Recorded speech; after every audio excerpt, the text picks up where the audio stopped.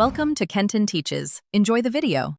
You begin by confirming the device model and iOS version so you follow the right steps. Once done, make sure you know the Apple ID and password tied to screen time and back up any critical data. If the screen time passcode is managed via family sharing, identify the organizer.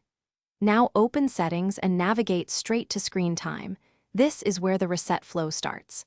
These checks prevent lockouts and speed the recovery because different setups require different reset methods. You should select Change Screen Time Passcode, then tap Forgot Passcode, and sign in with the Apple ID used when setting screen time.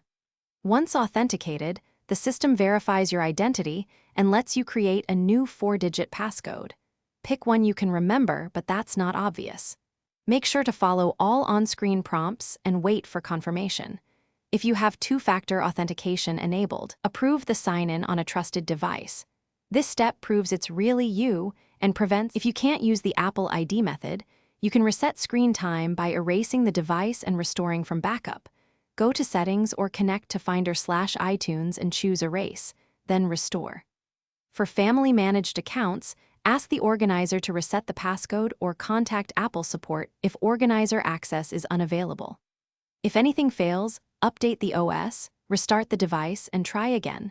Software bugs often cause failures. One troubleshooting tip: try signing out of iCloud and back in only if you have.